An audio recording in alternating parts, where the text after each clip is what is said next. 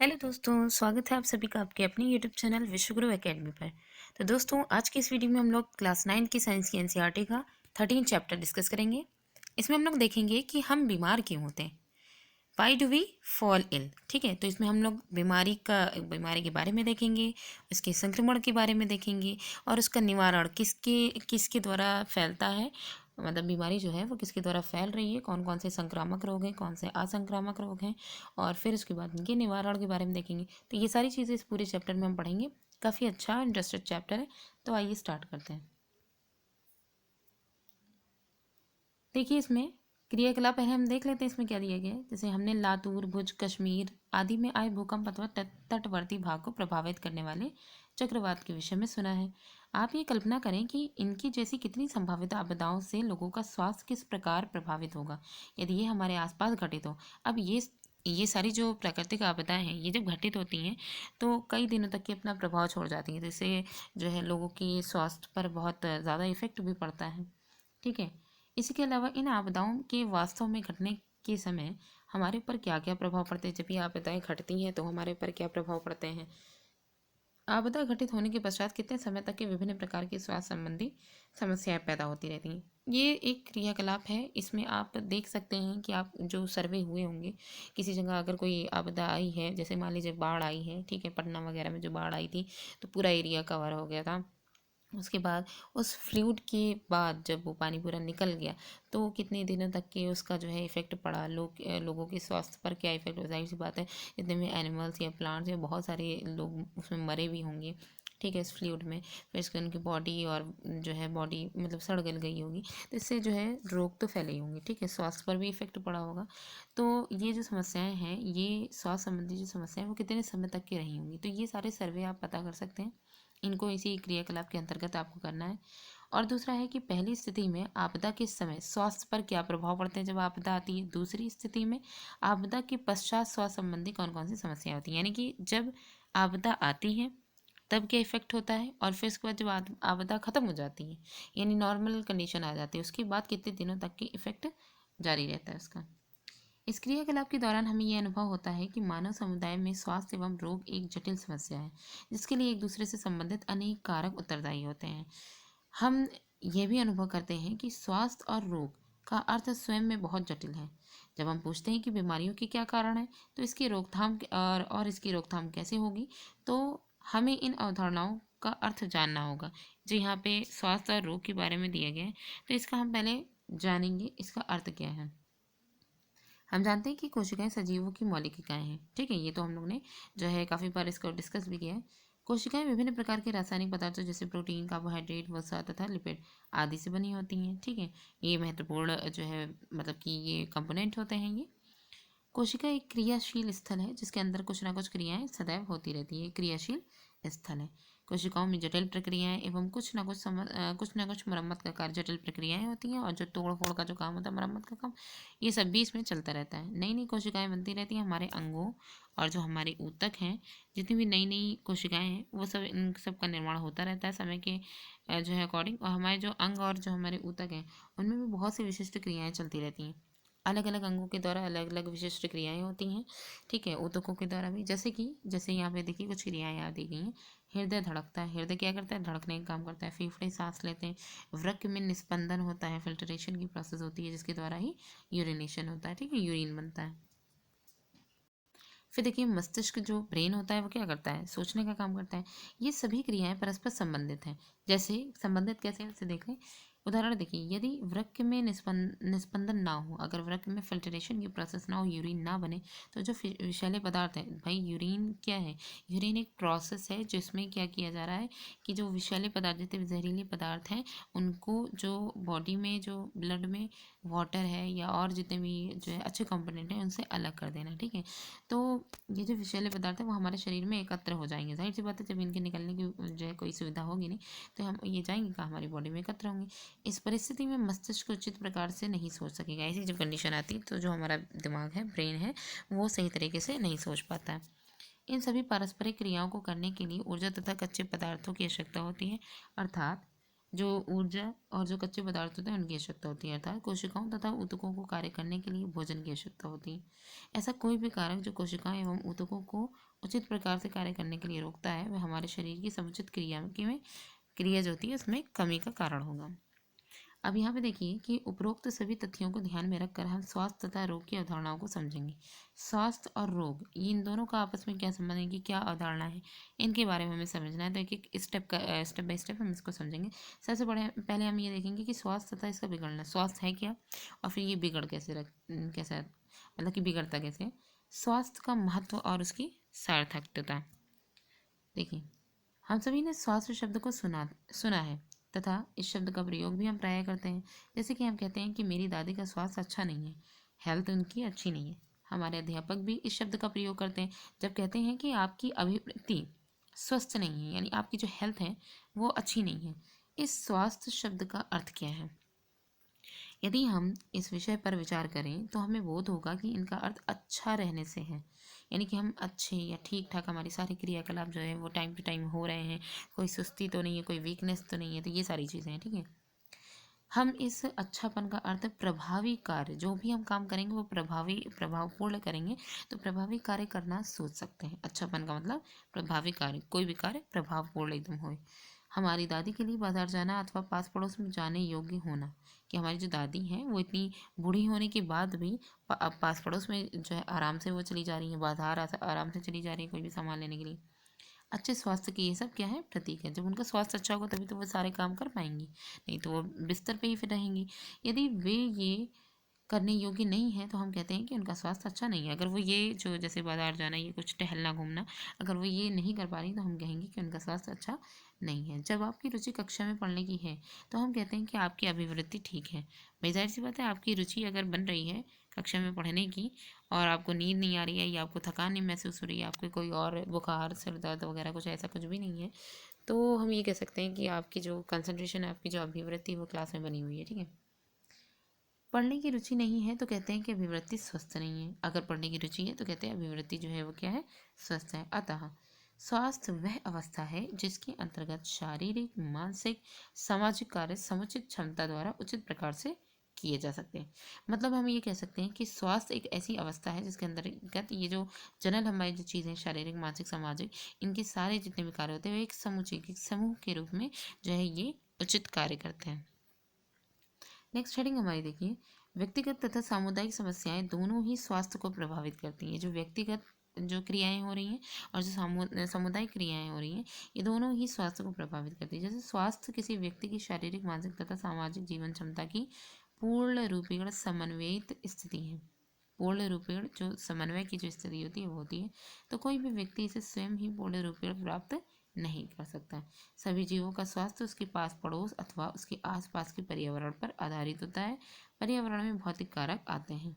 तो हम यहाँ पे ये कह सकते हैं कि सभी जीवों का जो स्वास्थ्य है और उनके जो पास पड़ोस अथवा उनके आसपास का जो पर्यावरण है उस पर आधारित होता है। तो पर्यावरण में भौतिक कारक, ये सारी चीज़ें जो है वो पर्यावरण के भौतिक कारक के आधार पर है। तो पर्यावरण में भौतिक कारक आते हैं। उदाहरण में जैसे भौतिक कारक में क्या क्या हो सकते हैं, चक्रवात हमारे स्वास्थ्य को अनेक प्रकार से प्रभावित करता है। जैसे चक्रवात आया, चक्रवात में बहुत ज़्यादा तबाही भी होती है, जान और माल सबकी। उसके बाद जब वो आता है तभी भी तबाही लेकर आता है, जब वो जाता है तो काफ़ी दिनों तक के अपना जो है प्रभाव छोड़ जाता है। तो इसलिए अनेक प्रभाव से अनेक प्रकार से प्रभावित होते हैं जब ये चक्रवात आता है। तो हमारा स्वास्थ्य, मानव जो है वो समाज में रहता है, अतः हमारा सामाजिक पर्यावरण हमारे व्यक्तिगत स्वास्थ्य के लिए अत्यधिक महत्वपूर्ण है। कैसे है उसे देखते हैं। तो देखिए, जैसे यहाँ पे है कि हम गाँव, कस्बों अथवा शहर में रहते हैं, हम गाँव में रहते हैं, कस्बों में रहते हैं या फिर शहर में रहते हैं। ऐसे स्थानों में हमें हमारे भौतिक पर्यावरण का निर्धारण सामाजिक पर्यावरण द्वारा ही होता है।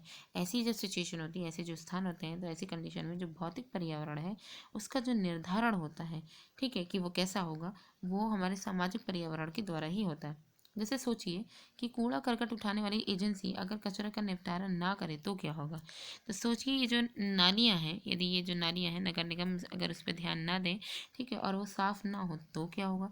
यदि काफ़ी मात्रा में कूड़ा करकट गलियों में फेंका जाता है तथा अथवा खुले नाले में के रुके हुए पानी में स्थिर पड़ा रहता है ये कूड़ा कचरा, तो खराब स्वास्थ्य की संभावना और भी ज़्यादा बढ़ जाती है। ठीक है, तो इसलिए अतः सामुदायिक स्वच्छता व्यक्तिगत स्वास्थ्य के लिए महत्वपूर्ण है। तो ये एक लाइन काफ़ी इंपॉर्टेंट है कि जो सामुदायिक स्वच्छता है, कि समुदाय में जितने भी लोग रह रहे हैं वो अपने आप को सेफ रखें, अपने समुदाय को, अपने जो ऑल अराउंडर जो एरिया हैं उनको स्वच्छ रखें, साफ़ सुथरा रखें। ठीक है, तो हमारा जो वहाँ पे रहने वाले जितने भी व्यक्तिगत लोग हैं, हर एक किसी का स्वास्थ्य जो है, स्वास्थ्य के लिए ये बहुत ही महत्वपूर्ण होगा। अब यहाँ पे जो क्रियाकलाप दिया गया है कि आप खुद करके, ये आप ही का ही मतलब ये काम है कि क्या करना है इसमें। देखिए, पता करें कि आपके स्थानीय प्राधिकरण, यानी कि स्थानीय प्राधिकरण में पंचायत हो या नगर निगम हो, उसने स्वच्छ जल की आपूर्ति के लिए क्या उपाय किए, आप अपने एरिया का आप ये देखिए। दूसरा, क्या आपके मोहल्ले में सभी निवासियों को स्वच्छ जल प्राप्त हो रहा है, तो ये आप जो है एक सर्वे करिए, उससे आपको ये पता चल जाएगा। दूसरा क्रियाकलाप क्या है, इसमें करना है, पता करें कि आपका स्थानीय प्राधिकरण आपके मोहल्ले में उत्पन्न कचरे का निपटारा कैसे करता है।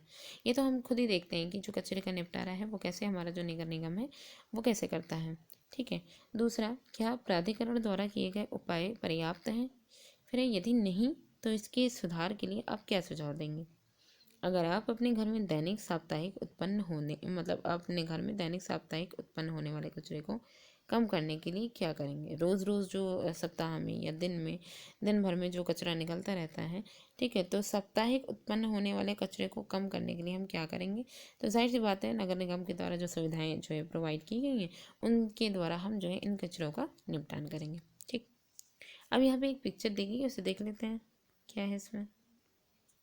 तो देखिए, इसमें यहाँ पे एक 5F दिए गए हैं। ठीक है, 5F जो है इनके द्वारा क्या होता है कि क्या करना चाहिए, 5F के द्वारा क्या करना चाहिए। तो जैसे यहाँ पे दिया गया एक पदार्थ दिए गए, ठीक है, मल पदार्थ दिया गया, जैसे होता नहीं है कि मल के द्वारा जो दूषित हो जाते हैं जल, ठीक है, तो वैसा ही हम समझ सकते हैं।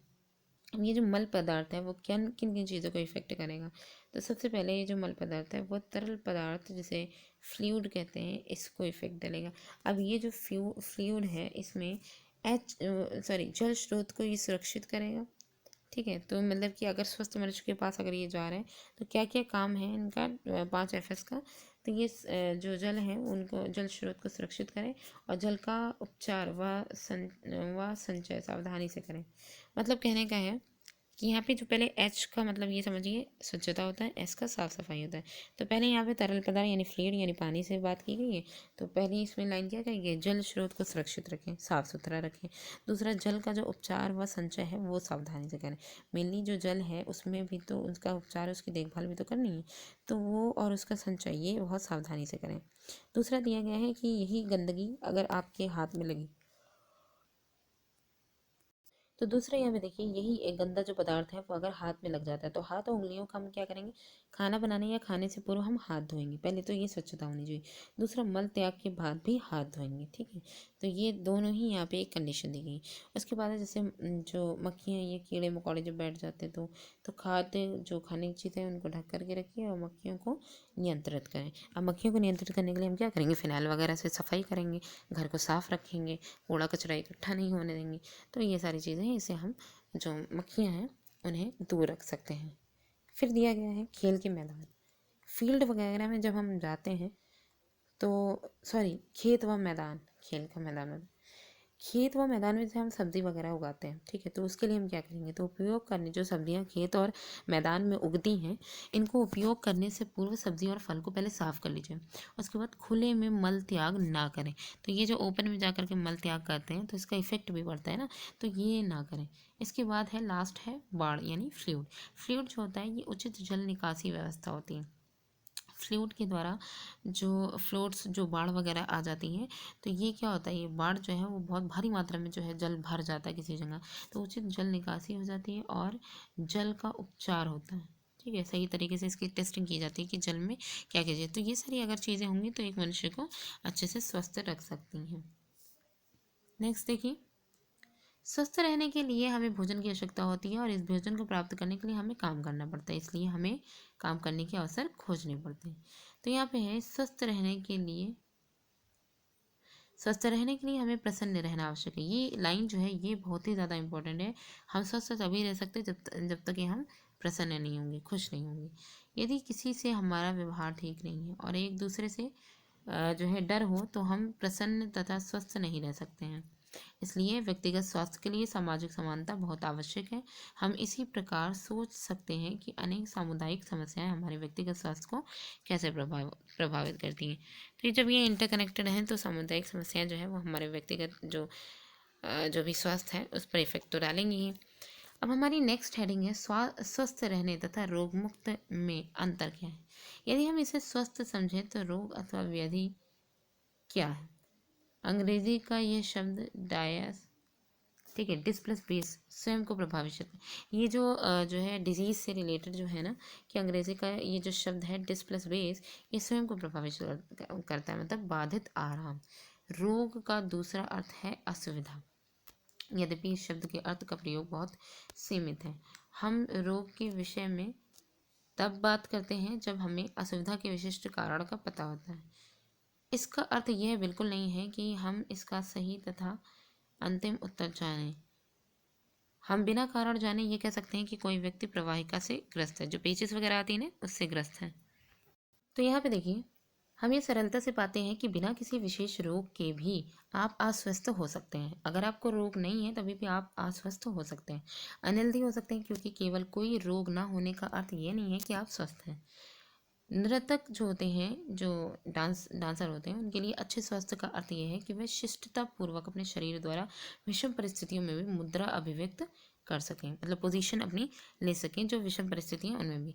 संगीतकार के लिए इसका अर्थ ये है कि वह लंबा श्वास ले सके। अगर वो स्वस्थ है तो एक अपनी जो एक प्रॉपर आवाज़ है उसको लाने के लिए एक लंबी श्वास वो ले सके, वह अपनी बांसुरी में स्वर को नियंत्रित कर सके। हमें अपनी विशिष्ट क्षमता को प्राप्त करने का अवसर भी वास्तविक स्वास्थ्य के लिए आवश्यक है। ठीक है, उसके बाद है, इस प्रकार हम किसी रोग के लक्षणों की अभिव्यक्ति के बिना भी अस्वस्थ हो सकते हैं। मतलब कहने का है कि किसी रोग के अगर जो लक्षण हैं उनकी अगर वो अभिव्यक्त हो रहे हैं, हमारे सामने आ रहे हैं, तो उनके जो है अभिव्यक्त होने के बिना ही, मतलब उनके बिना ही अस्वस्थ हो सकते हैं। अगर ये जो है लक्षण नहीं है, रोग के लक्षण नहीं है, मतलब मोस्टली हम तो यही देखते हैं ना कि रोगों के लक्षण अगर हम दिखाई दे रहे हैं तो हम ये कहेंगे कि वो अस्वस्थ है। लेकिन कभी कंडीशन ऐसी होती है कि रोगों के लक्षण हमें नहीं दिखाई देते, लेकिन तभी भी हम ये नहीं कह सकते कि पूरी तरीके से स्वस्थ होंगे, तो अस्वस्थ हो सकते हैं। यही कारण है कि जब हम स्वास्थ्य के विषय में सोचते हैं तो हम समाज तथा समुदाय के विषय में सोचते हैं। जब हम स्वास्थ्य के बारे में सोचते हैं तो हम समुदाय तथा जो है विषय के बारे में सोचते हैं, और रोग के विषय में सोचते समय हम सिर्फ अपने बारे में सोचते हैं, और जब हम रोग के विषय में जब सोचते हैं तो हम सिर्फ अपने बारे में सोचते हैं। तो नेक्स्ट हेडिंग देखिए कि रोग तथा इसके कारण। अब ये रोग होता कैसे है, किस किन कारणों के द्वारा, रोग किस तरह से दिखाई देते हैं। आओ रोग के विषय में और अधिक सोचें। पहले ये कि हमें कैसे पता लगता है कि हमें कोई रोग है, अर्थात कैसे पता लगता है कि शरीर में कुछ दोष है। हमने छठे अध्याय में पढ़ा है कि हमारे शरीर का में अनेक ऊतक होते हैं। छठे अध्याय में हमने ये पढ़ा था, अनेक ऊतक होते हैं, अनेक टिश्यूज होते हैं। ये ऊतक हमारे शरीर के क्रियात्मक तंत्रों अथवा अंग तंत्रों को बनाते हैं। ठीक है, तो जो शरीर के विभिन्न कार्यों को संपादित करते हैं, ये अंग और अंग तंत्र जो होते हैं वो शरीर के विभिन्न भाग जो हैं उनको संपादित करते हैं। हर अंग तंत्र का अपना एक विशेष अंग होता है जिसका एक विशेष कार्य होता है। जैसे कि पाचन तंत्र में आमाशय तथा छोटी आंत होती है, आंत्र होते हैं। ठीक है, छोटी आंत बड़ी आंत जो हमारे शरीर द्वारा खाए गए भोजन को पचाते हैं।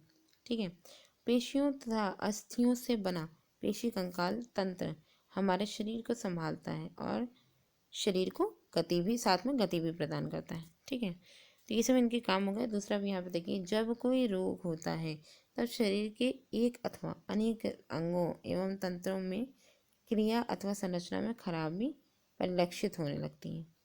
ये बदलाव परिवर्तन के रोग से लक्षण दर्शाते हैं। मतलब कि ये जो चेंजेस हो रहे हैं वो यही दिखाते हैं कि रोग के जो लक्षण हैं, यही चेंजेस जो हैं वो रोग के लक्षण दिखाते हैं। रोग के लक्षण हमें खराबी का संकेत देते हैं। इस प्रकार जैसे जैसे यहाँ पे दिया गया है, सिर दर्द है, खांसी है, दस्त है, किसी घाव में पस या मवाद आना, ये सभी क्या है, लक्षण है। तभी तो यहाँ पे बोला गया है कि रोग के जो लक्षण होते हैं वो खराबी को संकेत देते हैं। भाई जाहिर सी बात है, कोई चीज़ खराब हो रही होगी तो तभी तो वो रोग बनेगी।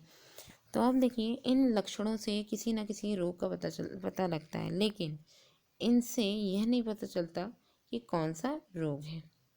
दूसरा है यहाँ पे, अब एग्जाम्पल देख लीजिए। एग्जाम्पल में है, सिर दर्द का कारण परीक्षा का भय अथवा इसका अर्थ मतलब यहाँ पे हम ये कह सकते हैं कि सिर दर्द का कारण जो है वो परीक्षा का भय, अथवा इसका जो अर्थ है वो मस्तिष्क का वरण शोथ, जो मेनिंजाइटिस होती है, मस्तिष्क के में जो वरण शोथ होता है, इन्फ्लेमेशन होता है, ठीक है, उसको हम मेनिंजाइटिस कहते हैं। अथवा दर्जनों विभिन्न बीमारियों में से एक ही हो सकता है। ठीक है, तो ऐसे तो बहुत सारी जो है मतलब कि यहाँ पे चीज़ें दी गई हैं। अब एक और चीज़ देख लेते हैं। रोग के चिन्ह वे हैं जिन्हें चिकित्सक जो मतलब कि रोग के जो चिन्ह हैं वो ऐसे होते हैं जिन्हें चिकित्सक जो होता है वो लक्षणों के आधार पर रखते हैं। रोग के चिन्ह लक्षण किसी भी विशेष रोग के बारे में सुनिश्चित संकेत देते हैं और चिकित्सक रोग के ही। तो देखिए दोस्तों, इसमें रोग तथा इसके कारण रोग किस तरह दिखाई देते हैं। एक मिनट रुकिए। तो देखिए, आओ रोग के विषय में और अधिक सोचें। पहले यह कि हमें कैसे पता लगेगा कि हमें कोई रोग है, अर्थात कैसे पता लगता है कि शरीर में कुछ दोष है। हमने छठे अध्याय में पढ़ा है कि हमारे शरीर में अनेक ऊतक होते हैं। ये ऊतक हमारे शरीर के क्रियात्मक तंत्रों और अंग तंत्रों को बनाते हैं, जो शरीर के विभिन्न कार्यों को संपादित करते हैं। हर अंग तंत्र का अपना एक विशेष अंग होता है जिसका एक विशेष कार्य भी होता है। जैसे पाचन तंत्र में आमाशय तथा आंत होती हैं। आंत मतलब आमाशय और आंत वगैरह अपना ये सब काम पूरा करते हैं, जो हमारे शरीर द्वारा खाए गए जो भोजन होते हैं उनको पचाने का काम करते हैं। वहीं पेशियां और अस्थियां से बना पेशी कंकाल तंत्र हमारे शरीर को संभालता है। पेशी कंकाल तंत्र का काम क्या होता है? हमारे शरीर को संभालता है, हमारे शरीर को शेप देने का काम करता है, गति प्रदान करता है।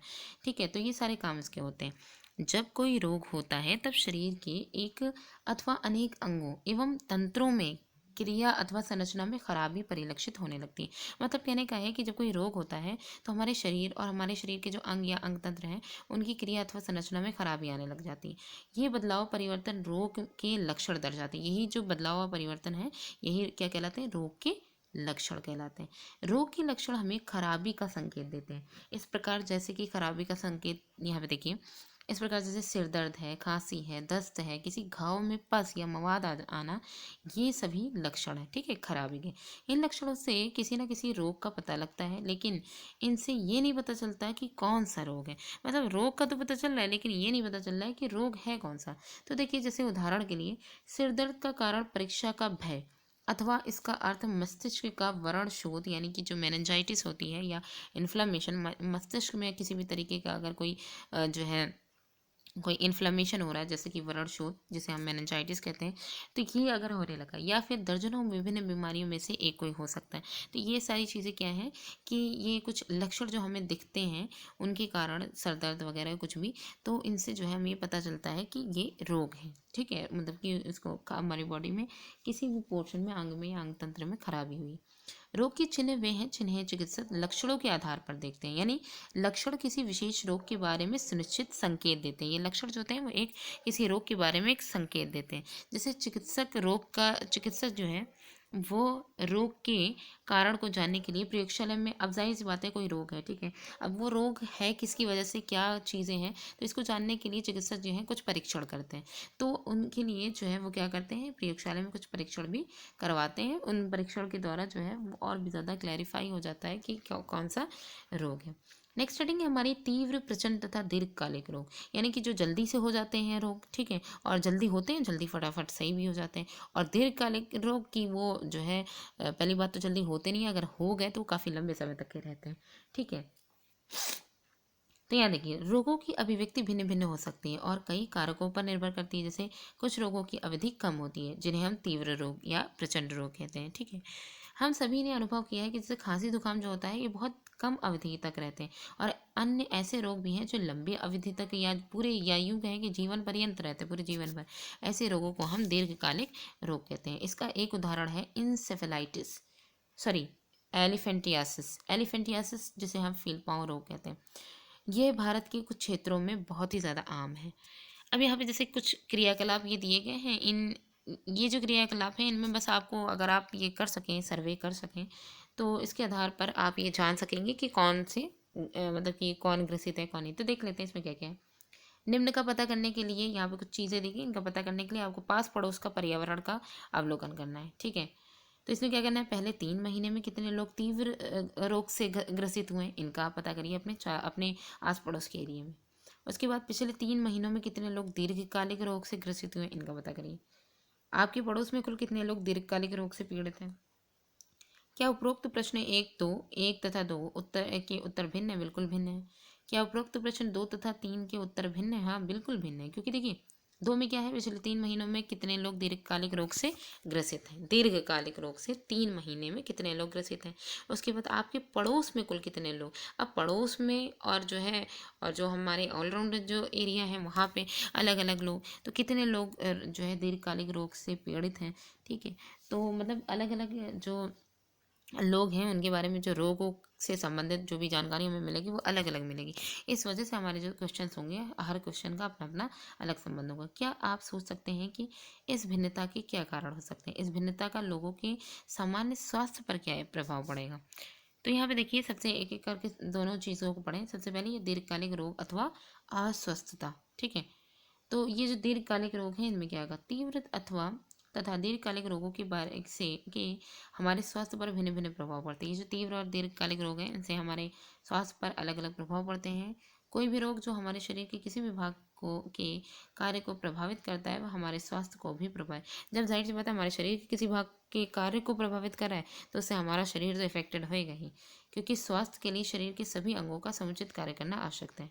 लेकिन तीव्र रोग जो बहुत कम समय तक के रहता है उसमें क्या होता है, उसे स्वास्थ्य पर बड़ा प्रभाव डालने का समय ही नहीं मिलता, क्योंकि जो तीव्र रोग होता है वो जल्दी से होता है, फट्टे से सही भी हो जाता है। तो इस वजह से ये बहुत ज़्यादा प्रभाव शरीर पर नहीं डाल पाते हैं। लेकिन वही जो दीर्घकालिक रोग होते हैं वो धीमे धीमे करके पूरे शरीर को खोखला कर देते हैं, इसलिए वो हमारे स्वास्थ्य पर डायरेक्ट जो हमारी जो हेल्थ है उसको प्रभावित कर देते हैं। उदाहरण जैसे देखिए, तो यहाँ उदाहरण देखिए, खांसी जुकाम के विषय में सोचें। सोचो जो हम सभी को प्रायः होता रहता है, खांसी जुकाम तो आम है।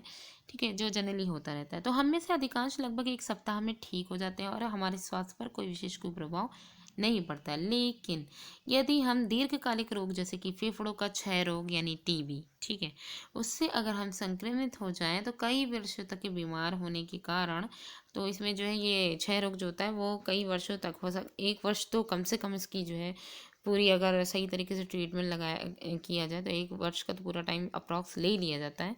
ठीक है, इसके अलावा मतलब इसका जो कोर्स होता है, इसके अलावा क्या होता है कि जो इसका जो इफ़ेक्ट पड़ता है, अब जाहिर सी बात है इंसान जो है जो वर्ष वर्ष वर्ष जो है वो बीमार पड़ा हुआ है, कई वर्ष वो बीमार पड़ा हुआ है, तो क्या होगा, वजन कम हो जाएगा और हर समय थकान महसूस होगी, मतलब बॉडी जो पहले की तरह एक्टिव थी वैसी नहीं रहेगी।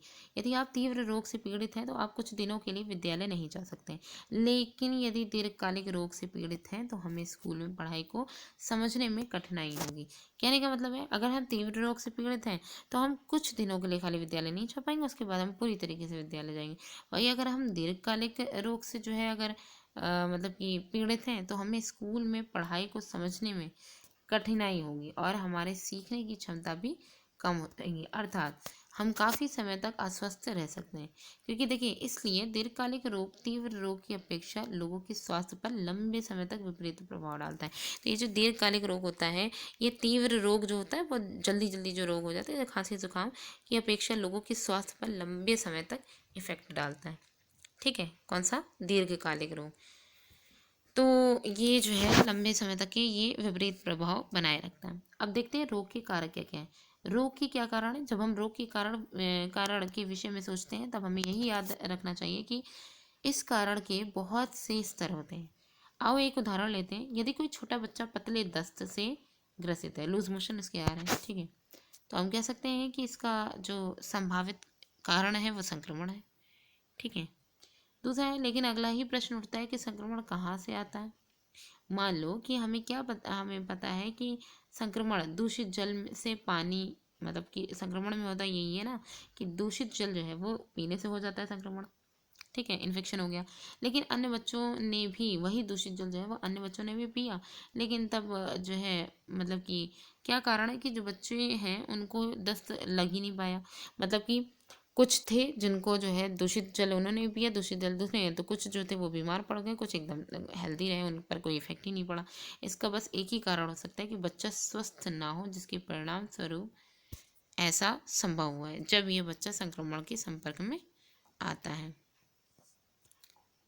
वह बीमार, जब ये बच्चा जो है वो संक्रमण के संपर्क में आता है तो वह बीमार हो जाता है, जबकि अन्य बच्चे नहीं होते। अब प्रश्न उठता है कि बच्चा स्वस्थ क्यों नहीं है, बच्चा जो है वो हेल्दी क्यों नहीं है।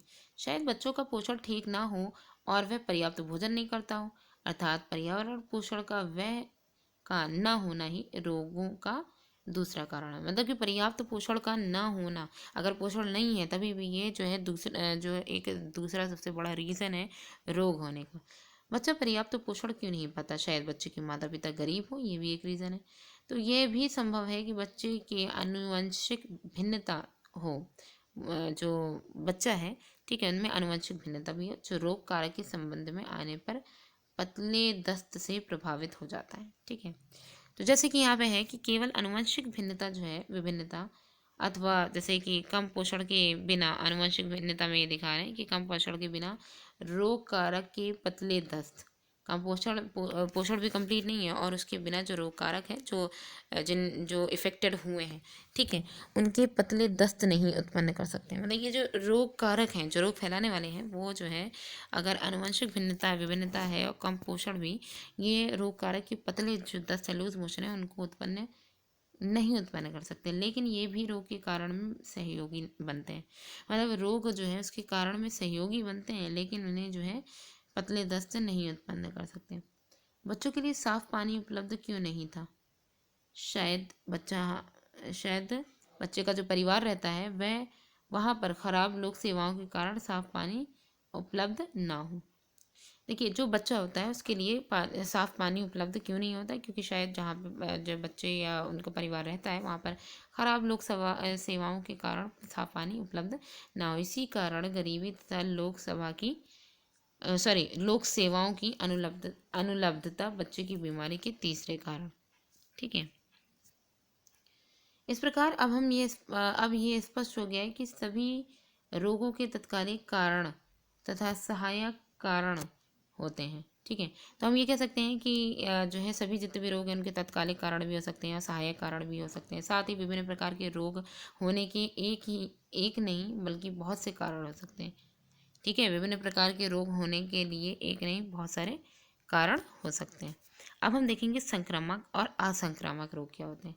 तो देखिए, जैसे हमने देखा कि जब कभी भी रोग के संक्रमण के विषय में सोचे तो हमें लोक स्वास्थ्य तथा समुदाय स्वास्थ्य संबंधी कारकों का ध्यान रखना चाहिए। मतलब यहाँ पे ये है कि जो लोक स्वास्थ्य तथा समुदाय स्वास्थ्य संबंधित जो कारक हैं उनको ध्यान में रखना चाहिए, रखना आवश्यक है। हम इस विषय में और चर्चा करते हैं। तो ये जो विषय है इसके बारे में हम और चर्चा करेंगे जैसे कि यहाँ पे जो ये रोग जो दिया गया, रोग के तत्कालिक कारणों के विषय में सोचना अच्छा है, क्योंकि ये दोनों भिन्न भिन्न प्रकार के होते हैं। ठीक है, तो रोग के जो तत्कालिक जो कारण हैं उनके विषय में सोचना अच्छा है, क्योंकि ये दोनों ही अलग अलग प्रकार के जो है होते हैं। ठीक है, अब रोग के कारण का एक वर्ग है, जैसे जिसे हम संक्रामक कहते हैं। तो हम यहाँ कह सकते हैं कि रोग के कारण का जो एक वर्ग है जिसे हम संक्रामक कारक कहते हैं, जो अधिकांशतः सूक्ष्म जीवों द्वारा होता है। तो ये जो संक्रामक रोग होते हैं वो किनके द्वारा फैलते हैं? सूक्ष्म जीवों के द्वारा फैलते हैं। ठीक है, तो आगे देखिए, वह रोग जिनके तात्कालिक कारक सूक्ष्म जीव होते हैं उन्हें संक्रामक रोग कहते हैं। ठीक है, इसका कारण ये है कि सूक्ष्म जीव समुदाय में फैल जाते हैं और इनके कारण होने वाले रोग भी इनके साथ फैल जाते हैं। सूक्ष्म जीव भी फैल जाते हैं और इनके साथ होने वाले जो रोग हैं वो भी हवा में फैल जाते हैं।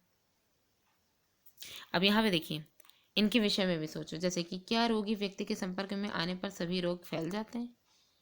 ऐसे कौन से रोग हैं जो नहीं फैलते हैं? ऐसे बहुत से हैं ना, संक्रमित रोग, असंक्रमित रोग। तो ऐसे कौन से रोग हैं जो नहीं फैलते? तो असंक्रमित रोग हो जाएंगे। मनुष्य में वे रोग कौन से हो जाते हैं जो रोगी के संपर्क में आने से नहीं फैलते? तो देखिए, यहाँ पे दूसरी तरफ कुछ रोग ऐसे होते हैं जो संक्रामक कारकों द्वारा नहीं होते हैं, उनके कारक भिन्न होते हैं, लेकिन वे बाहरी कारक जो सूक्ष्म जीव नहीं मतलब कि वे बाहरी कारक जो सूक्ष्म जीव नहीं होते हैं वे समुदाय में फैल रहे होते हैं, यदि बहुधा आंतरिक एवं असंक्रामक होते हैं। तो ऐसे जो पदार्थ होते हैं जो कि समुदाय में पूरी तरीके से फैल रहे हैं, ठीक है, तो समुदाय में पूरी तरीके से फैल सकता है। तो यहाँ पे ये जो आंतरिक और जो मतलब कि बहुधा आंतरिक और असंक्रामक रोग ही होते हैं। उदाहरण जैसे कुछ प्रकार के जो कैंसर हैं, कैंसर आनुवंशिक सामान्यता के कारण होते हैं। कैंसर जो होता है वो किसकी वजह से होता है? आनुवंशिक असामान्यता जो होती है उनके कारण होते हैं। उच्च रक्तचाप का कारण अधिक वजन होना है तथा व्यायाम ना करना। अब ऐसे ही अन्य रोगों के विषय में सोच सकते हैं जो कि संक्रामक हों। आगे देखिए पेप्टिक वर्ल्ड तथा नोबेल पुरस्कार। आखिर ये जो संक्रामक रोग के बारे में जिन्होंने बताया उनको नोबेल पुरस्कार भी तो मिला होगा। तो देखिए कई वर्षों से हम यही सोचते थे कि पेप्टिक वर्ल्ड जो आमाशय तथा ग्रहणी के ऐसे ग्रहणी में जो एसिडिटी है उससे संबंधित दर्द का रक्तस्राव करता है। ठीक है, क्या है कि जो आमाशय तथा ग्रहण में सबसे वो एसिडिटी शब्द जो संबंधित शब्द है वो तथा रक्तस्राव जो वही रक्तस्राव जो होता है उसको इनको संबंधित दर्द तथा रक्तस्राव करता है तथा कारण रहने सहने का ढंग है। प्रत्येक व्यक्ति सोचता है कि परेशानी भरे जीवन में आमाशय में एसिड का स्राव होता है जिसके कारण पेप्टिक वर्ल्ड जो है वो उत्पन्न होता है। तो अब यहाँ पे देखिए दो ऑस्ट्रेलियाई वैज्ञानिकों ने पता लगाया कि एक बैक्टीरिया और दूसरा हेलिकोबैक्टर। तो यहाँ पे ये जो बैक्टीरिया इसके बारे में जानना ज़रूरी है कि दो ऑस्ट्रेलियाई वैज्ञानिक ने पता लगाया कि बैक्टीरिया जो कि हेलिकोबैक्टर है वो पाइलोरी पेप्टिक व्रण का बना होता है। इसका जो है वो देखिए पर्थ इसका जो है मतलब किस देश में इसका जो है बात कही गई है। तो देखिए जैसे पर्थ है ऑस्ट्रेलिया है, ऑस्ट्रेलिया के रोग विज्ञानी रॉबिन वॉरेन 1937 ने इन छोटे छोटे वक्राकार जो बैक्टीरिया हैं उनको अनेक रोगियों के आमाशय के निचले भाग में देखा। ठीक है, इन दोनों ने। तो देखिए बैरी मार्शल जब जो है 1951 एक चिकित्सक ने वॉरेन की खोज में दिलचस्पी ली और उन्होंने इन स्रोतों से बैक्टीरिया का संवर्धन करने की सफलता प्राप्त की। तो यहाँ पे देखिए अपने उपचार अध्ययन में मार्शल तथा वॉरेन ने पता लगाया कि रोगी के पेप्टिक वर्ल्ड जो है, ठीक है, पेप्टिक वर्ल्ड का उपचार तभी हो सकता है जब बैक्टीरियाओं को आमाशय में मार दिया जाए। तो ये जो बैक्टीरिया है, अब जाहिर सी बात है आमाशय में जो ये जो पेप्टिक जूस है, पेप्टिक वर्ल्ड जो निकलेगा, ठीक है, उसका उपचार तभी हो सकता है जब बैक्टीरिया जो भोजन के अंदर अंदर जो बैक्टीरिया है उनको आमाशय में ही मार दिया जाए। किससे? जो hydrochloric acid concentrated hydrochloric acid जो रिलीज होता है। मार्शल तथा वॉरेन ने इस अद्भुत कार्य के लिए विश्व समुदाय आभारी है। ये पेप्टिक वर्ल्ड अब दीर्घकालिक एवं असहाय स्थिति वाला रोग नहीं रहा बल्कि कुछ समय तक प्रतिजैविक एंटीबायोटिक के रूप में के उपचार से ये ठीक हो सकता है। ठीक है, अब यहाँ पे देखिए इस खोज के लिए मार्शल तथा वॉरेन को शारीरिक विज्ञान तथा औषधि यानी मेडिसिन के लिए 2005 में संयुक्त रूप से नोबेल पुरस्कार प्रदान किया गया। तो यहाँ पे देखिए रोगों के फैलने के तरीके तथा उनके उपचार की विधियाँ तथा सामुदायिक स्तर पर उनके निवारण की विधियाँ विभिन्न प्रकार के लिए भिन्न भिन्न होती हैं। मतलब कहने का है कि रोग के फैलने के तरीके तथा उनके उपचार की विधियाँ अगर देखी जाए तो तथा सामुदायिक स्तर पर उनके जो निवारण है उनकी विधियाँ विभिन्न रोगों के लिए भिन्न भिन्न हो सकती हैं। अलग अलग जो रोग हैं उनके लिए ये अलग अलग हो सकती हैं। यहाँ पर यह निर्भर करता है कि इनके जो तात्कालिक कारण हैं संक्रामक के और जो मतलब इनके तात्कालिक कारण क्या क्या हो सकते हैं, संक्रामक हैं या असंक्रामक हैं, ये सारी चीज़ें हमें देखनी है। तो ये हमारी हेडिंग देखिए संक्रामक रोग कौन से होते हैं। ठीक है, तो संक्रामक रोग और उनके कारक हम देखेंगे। हमने देखा है कि सजीव जगत की संपूर्ण विविधता को कुछ ही वर्गों में विभाजित किया जा सकता है। विभिन्न जीवों का वर्गीकरण कुछ सामान्य गुणों के आधार पर करते हैं। जैसे रोग उत्पन्न करने वाले जीव उनके इनमें से अनेक वर्गों के अंतर्गत आते हैं। ठीक है, उनमें से कुछ जो हैं वो यहाँ पे कुछ जैसे दिए गए वायरस, बैक्टीरिया और जो कुछ फंजाई यानी कवक और कुछ एक कोशिकीय जंतु तथा अथवा प्रोटोजोआ। तो ये सारी चीज़ें यहाँ पे दी गई हैं कि कुछ वायरस और कुछ बैक्टीरिया यहाँ पे दिए गए हैं। ठीक है, तो अब मतलब अलग अलग जो है कौन कौन से ऐसे जो मतलब कि रीजंस हैं जिनके द्वारा जो है डिजीज़ हो सकती है। ठीक है, कौन कौन से जो है कारक होंगे। तो यहाँ पे देखिए कुछ रोग बहुकोशिकीय जीवों जैसे कि अनेक प्रकार की कृमि से भी होते हैं। बहुकोशिकीय जीव जो होते हैं उनमें अनेक प्रकार के जो कृमि होते हैं उनके द्वारा भी रोग उत्पन्न होता है। अभी हम देखेंगे आगे चल करके कौन से रोग जो हैं वो जो बहुकोशिकीय जीव यानी कि मनुष्य हैं या और जानवर हैं उन सब में रोग उत्पन्न करते हैं। वायरस से होने वाले सामान्य रोग खांसी जुकाम इन्फ्लुएंजा डेंगू बुखार तथा एड्स। कुछ रोग जैसे कि टाइफाइड बुखार हैजा क्षय रोग तथा एंथ्रेक्स बैक्टीरिया द्वारा होते हैं।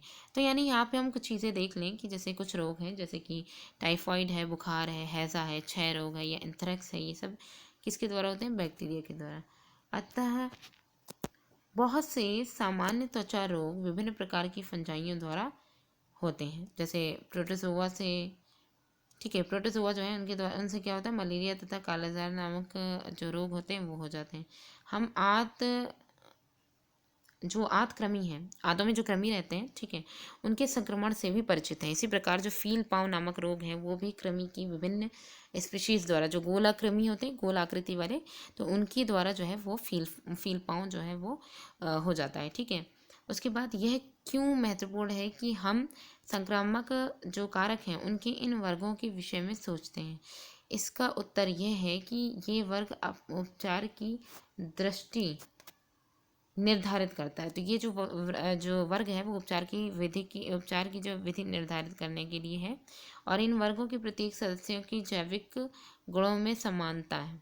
ठीक है, तो जैविक गुण जो है उनमें समानता है, जैसे वायरस बैक्टीरिया, इनके जो जैविक गुण हैं इनमें समानता है।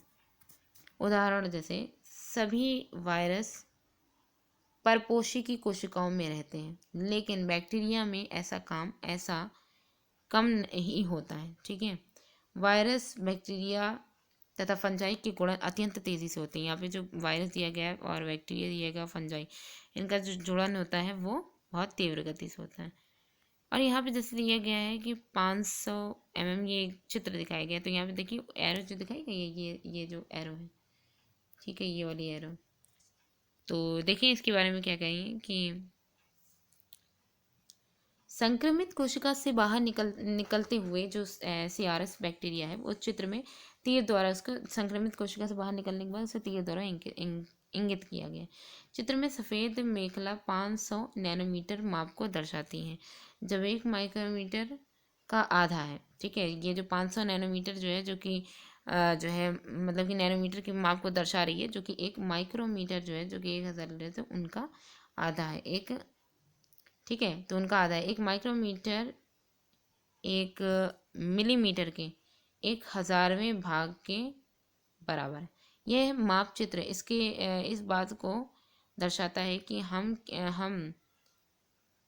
कितनी सूक्ष्म वस्तुओं को देख रहे हैं। तो जैसे सौजन्य, यहाँ पे देखिए इमर्जिंग इन्फेक्शन डिसीज USA का एक चैनल है। मतलब कि यहाँ पे ये दिया गया है कि जो सौजन्य की अगर बात की जाए तो इमर्जिंग इन्फेक्शन अगर हो जाए किसी भी डिजीज़ से या CDC से या फिर US का, तो वहाँ पे एक जो है US का जो एक जर्नल है उसके बारे में यहाँ पे बात की जा रही है।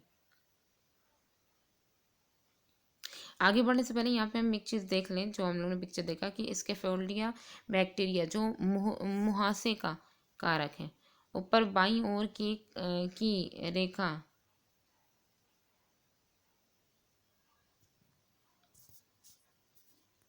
तो यहाँ पे ये देखिए, ये काफ़ी इंपॉर्टेंट पॉइंट भी है कि जो स्टेफाइलोकोकाई बैक्टीरिया जो होते हैं ये मुहासे का कारण बनते हैं। जो हम सबके जो मुहासे निकलते हैं उसका कारण कौन बनते हैं? स्टेफाइलोकोकाई बैक्टीरिया बनते हैं। ऊपर बाईं ओर की रेखा जो है वो 5 माइक्रोमीटर माप को प्रदर्शित करती है। जो ऊपर पिक्चर है इसमें जो मार्ग बनाए गए थे ना एरो से, तो ये जो ऊपर की जो रेखाएँ हैं ये जो है ये किसको शो करती हैं? ठीक है, तो ऊपर बाईं ओर की जो रेखा है ये 5 माइक्रोमीटर को प्रदर्शित करती है। 5 जो माइक्रोमीटर है उनको ये प्रदर्शित करती हैं। ठीक है,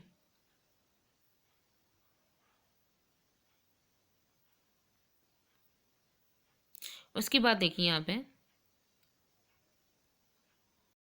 तो यहाँ पे देखिए ये जो पिक्चर दिखाई गई है इसमें क्या चीज़ें हैं। इसमें देखिए, इसमें दिया गया है कि प्रोटोजोआ जो ट्रिपेनोसोमा होता है ये निद्रालु व्याधि का कारण बनता है। वो जो नींद में लोग चलते नहीं हैं, तो इसका जो कारण बनता है वो कौन बनता है? ट्रिपेनोसोमा बनता है, जो कि एक प्रोटोजोआ है। ट्रिपेनोसोमा को तश्तरी नुमा लाल रक्त कोशिका के साथ प्रदर्शित किया गया। मतलब जो रेड ब्लड सेल्स होती हैं उनके द्वारा जो ट्रिपैनोसोमा के जो तछेनुमा जो कण होते हैं उनको जो है यहाँ पे प्रदर्शित किया गया, जिससे आपका उसके आकार का पता चल सके। और कॉपीराइट ऑरेंज जो ओरेगॉज हेल्थ एंड साइंस सोसाइटी है उनमें जो यूएसए में है उनमें होगा। ठीक है, तो ये इनकी जो है कॉपीराइट हो गई। उसके बाद आगे देखिए, यहाँ पे ये पिक्चर देख लीजिए। अच्छा, इसमें भी देख लीजिए, जो लीशमैनिया होता है ये कालाजार व्याधि कारक प्रोटोजोआ होता है। लीशमैनिया के द्वारा जो है वो कालाजार होने का खतरा होता है। यह जीव अंडाकार तथा प्रत्येक में एक चावुक नुमा संरचना देती है। तो ये जो जीव जो होते हैं, जीवों में ये जो सिचुएशन होती है वो अंडाकार शेप देती है और प्रत्येक में हर एक में एक चावुक नुमा संरचना होती है। विभाजित होते जीवों को तीव्र यहाँ पे दिया गया है कि जो जो है विभाजित होते जो जीव हैं, जो जीव विभाजित हो रहे हैं वो तीर के द्वारा दर्शा दिया जाता है। ठीक है, उनको विभाजित होने वाले जो बैक्टीरिया वायरस जो थे उनको तीर के द्वारा जो है दर्शा दिया गया था। अब यहाँ पे देखिए, ये जो है ये गोलक्रमी का स्ट्रक्चर है। ठीक है, तो यहाँ देखिए क्या कह रहे हैं। गोलक्रमी एस्कैरिस लुम्ब्रिक्वाइड्स छोटी आंत में पाया जाता है। ठीक है, 4 सेंटीमीटर के स्केल को माप कर एक वयस्क गोलक्रमी के आधार के अनुमान के लिए। ठीक है, तो यहाँ पे देखिए, जो बैक्टीरिया और फंजाई होते हैं इनमें जो गुणन होता है ये बहुत ही अत्यंत तीव्र गति से होता है, जबकि तुलनात्मक रूप से कृमि जो होते हैं उनमें गुणन बहुत धीमा होता है, बहुत मंद होता है। वर्गीकरण के अनुसार सभी बैक्टीरिया एक दूसरे से वायरस की अपेक्षा अधिक निकट होते हैं। बैक्टीरिया जो होते हैं वो एक दूसरे से आपस में बैक्टीरिया एक दूसरे से जो है काफ़ी, तो ये जो बैक्टीरिया होता है, ठीक है, तो वर्गीकरण के अनुसार अगर देखा जाए तो सभी जितने भी बैक्टीरिया होते हैं वो एक दूसरे से वायरस की अपेक्षा अधिक निकट होते हैं। ऐसा वायरस में भी होता है। इसका अर्थ यह है कि अनेक जैव प्रक्रियाएं सभी बैक्टीरियो में समान होती हैं। जैव प्रक्रियाएं अगर देखा जाए तो जितने भी बैक्टीरिया होते हैं उनमें ये समान होती हैं, लेकिन वायरस वर्ग से भिन्न होती है। जैव प्रक्रियाएं बैक्टीरिया जितने भी हैं अलग अलग प्रकार के जो रोग उत्पन्न कर रहे हैं उनमें समान होंगी, सभी बैक्टीरिया का कंपैरिजन अगर किया जाए आपस में। ठीक है, लेकिन अगर उन बैक्टीरिया का जो भी इनकी जैव क्रिया उनका अगर हम वायरस से करेंगे तो उससे भिन्न होंगी। इसके परिणाम स्वरूप औषधि जो किसी वर्ग में किसी एक जैविक प्रक्रिया को रोकती है तो यह उस वर्ग के अन्य सदस्यों पर भी इसी प्रकार का प्रभाव डालेगी। ये जो है औषधि है वो क्या करेगी, जैव प्रक्रिया, औषधि अगर किसी वर्ग के किसी जैव प्रक्रिया जो है उसको अगर रोक रही है तो उस वर्ग के जो और मेंबर हैं उन पर भी ये इफेक्ट डालेगी। ठीक है, लेकिन वही औषधि अन्य वर्ग से संबंधित जो रोगाणु हैं उन पर प्रभाव नहीं डालेगी। अन्य वर्ग से जो संबंधित उसी वर्ग के जो अन्य लोग हैं उन पर डालेगी। जैसे हम एंटीबायोटिक का ही उदाहरण लेते हैं कि वे सामान्यतः बैक्टीरिया के लिए महत्वपूर्ण जैव रासायनिक मार्ग को बंद कर देती है। ये क्या करती हैं, एंटीबायोटिक जो होती हैं ये जैव रासायनिक मार्ग जो हैं उनको बंद कर देते हैं। उदाहरण जैसे बहुत से बैक्टीरिया अपनी रक्षा के लिए कोशिका भित्ति बना लेते हैं। बैक्टीरिया में कोशिका सेल वॉल पाई जाती है, तो ये क्या करते हैं, अपनी सेफ्टी के लिए सेल वॉल बना लेते हैं अपने चारों ओर। तो जो एंटीबायोटिक या और जितनी भी चीज़ें होती हैं जो मतलब कि एंटीबैक्टीरियल बनाई गई हैं तो वो क्या करती हैं, वो जो है इनकी सेल वॉल को ब्रेक करके इनको जो है इफेक्ट जो है करती हैं। ठीक है, लेकिन ये जो सेल वॉल जो होते हैं इसी ये बच जाते हैं। तो अब देखिए यहाँ पे पेनिसिलिन जो है एक एंटीबायोटिक है, ये अपना क्या काम कर रही है।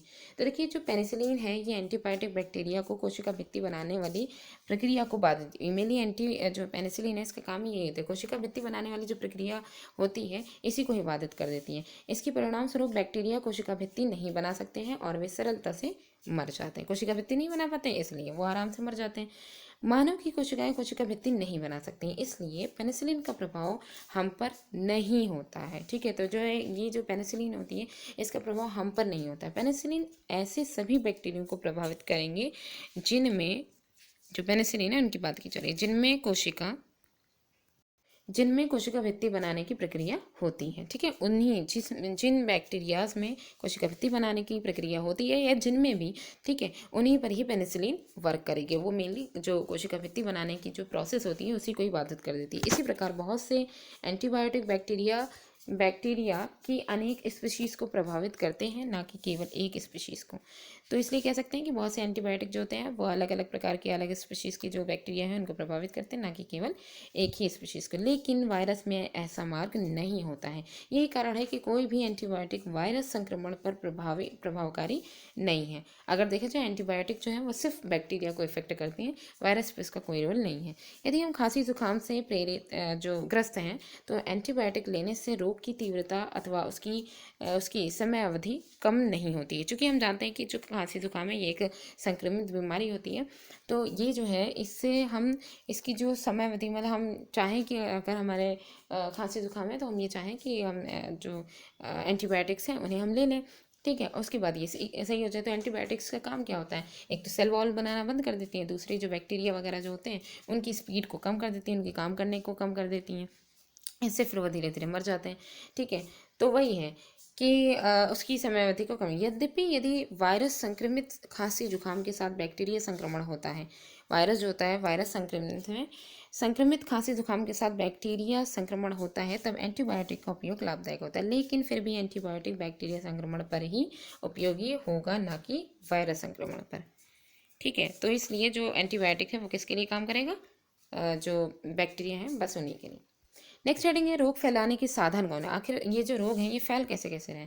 संक्रामक रोग कैसे फैलते हैं। बहुत से सूक्ष्म जीवी कारक रोगी से अन्य स्वस्थ मनुष्य तक विभिन्न तरीकों से फैलते हैं, अर्थात वे संचरित होते हैं। संचरित मतलब हो सकते हैं। ठीक है, अतः इन्हें संचारी जो रोग जो है संचरित हो सकते हैं, फैल सकते हैं, तो इस वजह से उनको क्या करेंगे, संचारी रोग भी कहते हैं। ऐसे रोग के सूक्ष्म जीव हवा द्वारा फैलते हैं। तो ऐसा तब होता है जब रोगी मनुष्य छींकता है। ठीक है, जैसे रोगी मनुष्य जिसको इफेक्ट है वो क्या करता है, वो छींकता है अथवा या खांसी करता है, उस समय छोटे छोटे बूंदक उसके मुंह से जो है वो बूंदों के रूप में छोटे छोटे जो है वो बूंदक निकलते हैं। और जब उनके समीप कोई अन्य व्यक्ति होता है तो श्वास द्वारा यही जो बूंदक होते हैं वो इतने छोटे होते हैं कि श्वास द्वारा अंदर फिर वो घसीट जाते हैं बूंदक। ठीक है, तो ये बूंदक उनके शरीर में प्रवेश कर जाते हैं। इनमें सूक्ष्म जीवों को नए संक्रमण करने का अवसर मिल जाता है, क्योंकि जाहिर सी बात है ये जो बूंदक है इनके अंदर क्या है, सूक्ष्म जीव उपस्थित है। ये जब दूसरे स्वस्थ मनुष्य के द्वारा जब ये घसीट लिए जाते हैं अंदर बॉडी में, तो फिर क्या होता है कि ये जो है संक्रमण का अवसर, मतलब कि उनको फिर एक नए संक्रमण का अवसर मिल जाता है। वायु द्वारा फैलने वाले रोगों के उदाहरण हैं, जैसे वायु के द्वारा कौन कौन से रोग फैलते हैं, तो देखिए खांसी जुकाम, निमोनिया और क्षय रोग।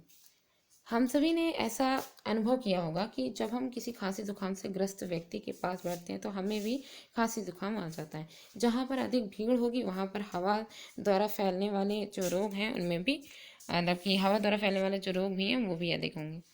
उसके बाद है जल द्वारा भी रोग फैल सकते हैं। रोग जो है वो जल के द्वारा भी फैल सकता है, जब संक्रमणीयता रोग तथा हैजा से ग्रसित रोगी के अपशिष्ट पेयजल में मिल जाते हैं। यहाँ पे क्या कहा गया है, ये जो जब संक्रमणीय रोग जो होते हैं, जो फैलने वाले जो होते हैं, इन्फेक्शियस रोग। ठीक है, तो इन्फेक्शियस डिजीज यथा, जैसे कि यहाँ पे एक दिया गया हैजा, हैजा से ग्रसित रोगी के अपशिष्ट पेयजल में मिल जाते हैं। तो हैजा जिन लोगों को हो जाता है वो जो है इन्फेक्शियस पर्सन है, तो उनकी जो अपशिष्ट होते हैं, उनकी जो है वेस्ट मटेरियल होते हैं वो पेयजल में मिल जाते हैं। अब वो वेस्ट मटेरियल, अब ये पेयजल हमारा कहाँ से आ रहा है, अगर उसमें हम किसी उसी में पाइप लीक हो गया है कुछ भी किसी तरीके से, तो ये जो पेयजल है अगर उसमें ये अपशिष्ट पदार्थ मिल जाते हैं और यदि कोई स्वस्थ व्यक्ति जाने अनजाने में इस जल को पीता है, स्वस्थ व्यक्ति, ठीक है, तो ये रोगाणु क्या होंगे, एक स्वस्थ व्यक्ति में प्रवेश कर जाते हैं, जिससे वह भी इस रोग से ग्रसित हो जाता है। तो ऐसे रोग अधिकतर साफ पेयजल न मिलने के कारण फैलते हैं। छोटी छोटी बूंदकें वायु के साथ मिनटों से घंटों तक वातावरण में प्रवाहित होती रहती है। यही जो छोटी छोटी बूंदें होती हैं ना, जो वायु के द्वारा जो रोग फैल रहा होता है, तो उनमें ये जो छोटी छोटी बूंदें होती हैं जो मनुष्य के द्वारा घसीट ली जाती हैं, स्वस्थ जो होंगे, ये कई घंटों तक ये हवाओं में तैरती रहती हैं। लैंगिक क्रियाओं द्वारा दो लोग जो होते हैं उनमें शारीरिक रूप से एक दूसरे से संपर्क में आते हैं। ठीक है, अतः ये आश्चर्यजनक नहीं है कि कुछ जो सूक्ष्म जीव रोग जो हैं, जैसे कि यहाँ पे सिफेलिस है या फिर एड्स है, ये जो है लैंगिक संपर्क के समय में एक साथी से दूसरे साथी में स्थानांतरित हो जाते हैं। यद्यपि ऐसे लैंगिक संचारी रोग सामान्य संपर्क, जैसे कि हाथ मिलाना, मतलब कि ये जो लैंगिक संचारी रोग हैं इनमें ये कहा गया कि जैसे सामान्य संपर्क, जैसे कि हाथ मिलाना, गले मिलना, अथवा खेल कूद जैसे कि कुश्ती, अथवा और कोई अन्य विधि जिससे हम सामाजिक रूप से एक दूसरे से संपर्क में आते हैं, से नहीं फैलते। ये चीज़ बहुत ध्यान रखिएगा कि ये जो संक्रामक रोग होते हैं और खासकर जो लैंगिक संक्रामक संचारी रोग जो होते हैं, ये जो इस तरीके की जैसे हाथ पकड़ना या फिर जो है खेल कूद करना या गले लगाना, गले मिलना, ठीक है, तो इन सब से ये इनके द्वारा ये जो रोग हैं वो नहीं फैलते हैं। जैसे कि यहाँ पे है AIDS, acquired immuno deficiency syndrome, लैंगिक संपर्क के अतिरिक्त रक्त स्थानांतरण द्वारा भी संक्रमित होता है। एड्स जो होता है वो सेक्सुअली जो है इंटरकनेक्टेड जो होते हैं उनके द्वारा तो ये फैलता है ही। इसके साथ साथ अगर जो ब्लड का ट्रांसफ्यूज़न जो होता है या जो निडल वगैरह जो होती है या कट वगैरह जो होता है, इससे भी ये मतलब मेनली ब्लड कॉन्टैक्ट जो होता है, ठीक है, जो ब्लड स्थानांतरण होता है उसके द्वारा भी ये संक्रमित हो सकते हैं। जैसे एड्स से ग्रसित व्यक्ति का रक्त स्वस्थ व्यक्ति को स्थानांतरित किया जाए, अथवा जैसे एक तो स्वस्थ व्यक्ति को स्थानांतरित किया जाए, या दूसरा एक और रीज़न है कि गर्भावस्था में रोगी माता, मान लीजिए जो गर्भावस्था में जो जो प्रेग्नेंट लेडी है वो क्या है, एड्स से ग्रसित है, ठीक है, तो उससे जो है 99% क्या होता है कि जो बच्चा होने वाला है, ठीक है, उसको भी एड्स हो सकता है। और या फिर जो स्तनपान जो कराया जाएगा शिशु को, तो उसको अगर कोई मेडिकेयर कर लिया जाए, मतलब स्टार्टिंग में ही अगर उनको जो है, या प्राइमरी स्टेज है जो प्रेग्नेंट लेडी है, ठीक है, तो उसके बाद जो बच्चा उसका हो रहा है तो उसमें कुछ प्रिकॉशंस अगर कर लिए जाए तो वो बच सकता है। लेकिन यहाँ पे क्या है कि ज़्यादा मेजॉरिटी में क्या है, उसको एड्स होने के खतरे ज़्यादा है, 1% चांस है उसके बचने के। हम ऐसे पर्यावरण में रहते हैं जिससे हमारे अतिरिक्त अन्य जीव भी रहते हैं, इसलिए कुछ रोग अन्य जंतुओं के द्वारा भी फैलते हैं। तो यहाँ पे हम देखेंगे कि कुछ रोग जो है वो अन्य जंतुओं के द्वारा कैसे संचरित होते हैं। ये जंतु रोगाणु संक्रमण करने वाले जो कारक होते हैं, उनको रोगी से लेकर के अन्य नए पोषी तक पहुंचा देते हैं, ये जो एनिमल्स होते हैं, ठीक है। अतः ये मध्यस्थ का काम, बीच में जो है बीच में कनेक्टर का ये काम करते हैं, ठीक है, एक वाहक का काम करते हैं, जिन्हें रोग वाहक या वेक्टर कहते हैं, सॉरी, ठीक है। सामान्य रोग वाहक का एक कार्य मच्छर भी है। अगर रोग वाहक की बात की जाए तो मच्छर एक सामान्य रोग वाहक की तरह कार्य करता है। मच्छर की बहुत सी ऐसी स्पीशीज है जिन्हें अत्यधिक पोषण की आवश्यकता होती है, जिससे कि वे परिपक्व अंडे उत्पन्न कर सकें। मच्छर अनेक जो समतापी प्राणी होते हैं, ठीक है, उनमें जिनमें मनुष्य भी शामिल है, पर निर्वाह करता है, उन्हीं पर ही डिपेंड करता है। तो इस प्रकार वे एक मनुष्य से दूसरे मनुष्य में रोग को फैलाता है। ये साइकिल दी गई है कि एक संक्रमित व्यक्ति से एक स्वस्थ व्यक्ति कैसे बीमार हो सकता है। तो आप ये देख सकते हैं कि एक रेबीज़ का संक्रमण दिया गया है, जैसे किसी एनिमल के काटने की वजह से, या मस्कीटो का दिया गया, मस्कीटो ने संक्रमित व्यक्ति को काटा, उसके बाद कीट के अंदर गया, फिर उसके बाद स्वस्थ मनुष्य के बाद, और फिर उसके बाद यहाँ पे जो है भोजन के द्वारा या जो दूषित जो जल है उसके द्वारा भी स्वस्थ व्यक्ति जो है वो, अब ये जो भोजन गंदा है और ये जो दूषित जल है वो गंदा दूषित कैसे हो रहा है, संक्रमित व्यक्ति ने जो भी उसका अपशिष्ट पदार्थ उसने रिलीज़ किया होगा कहीं पे भी, तो उस पर मक्खी वगैरह बैठी होंगी, फिर ये वही उड़ करके वो जो खाने की जो चीज़ें हैं उन पर जाके बैठ गई, तो उसकी जो गंदगी है वो वहाँ तक पहुँच गई। इसके बाद स्वस्थ व्यक्ति खा लेगा तो उसके अंदर पहुँच जाएगी।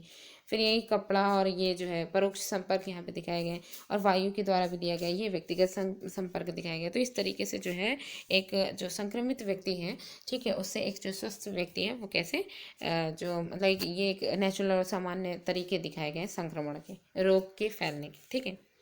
नेक्स्ट पढ़ेंगे हमारी अंग विशिष्ट तथा ऊतक विशिष्ट अभिव्यक्ति। अभी जो अंग विशिष्ट और ऊतक विशिष्ट है, इसकी क्या अभिव्यक्ति से देखते हैं। विभिन्न साधनों द्वारा रोग उत्पन्न करने वाले सूक्ष्म जीव शरीर में प्रवेश करते हैं। फिर ये जाते कहाँ हैं। सूक्ष्म जीव की अपेक्षा शरीर बहुत बड़ा है, इसलिए हमारे शरीर में बहुत से स्थान, अंग, ऊतक आदि हैं जहाँ ये सूक्ष्म जीव जा सकते हैं। क्या सभी सूक्ष्म जीव एक ही अंग अथवा ऊतक में जाते हैं, अथवा वे विभिन्न भिन्न भिन्न स्थानों पर जाते हैं। तो ये सभी जो प्रश्न हैं इन सब का उत्तर अभी हम यहाँ पे ढूंढेंगे। तो आइए देखें, सारे प्रश्नों का एक एक करके उत्तर मिलेगा। देखिए, सूक्ष्मजीव के विभिन्न स्पीशीज जैसे कि शरीर के विभिन्न भागों में विकसित होते हैं। सूक्ष्मजीव के अलग अलग जो स्पीशीज के अलग अलग स्पीशीज हैं, ठीक है, माइक्रो ऑर्गेनिज्म की, ये जो है बॉडी के अलग अलग जो अंग हैं उनको ये इफेक्ट डालता है। तो आइए देखते हैं कैसे।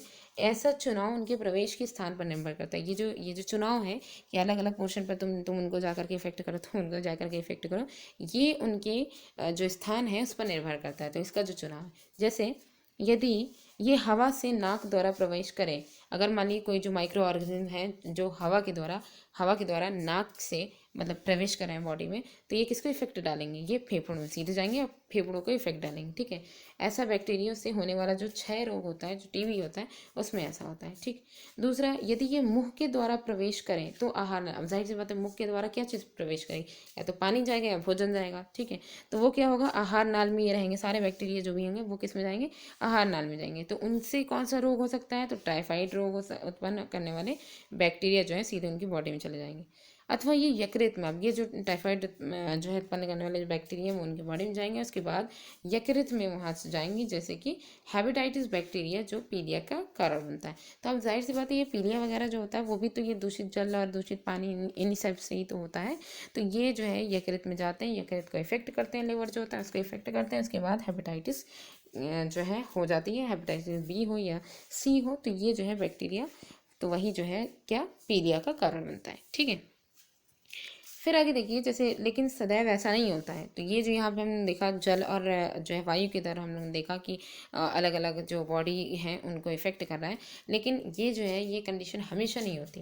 यहाँ पे देखिए HIV वायरस जो लैंगिक अंगों द्वारा शरीर में प्रवेश होता है। अब जाहिर सी बात है ये ना तो वायु ना एयर के द्वारा हो रहा है, ये क्या जो है सेक्सुअली ये जो है एक मतलब कि शरीर के अंदर प्रवेश हो रहा है। अब ये इफेक्ट किसको करेगा, लसिका ग्रंथियाँ जो होती हैं, लिम्फ ग्लैंड जो होती हैं, इनको इफेक्ट करेगा।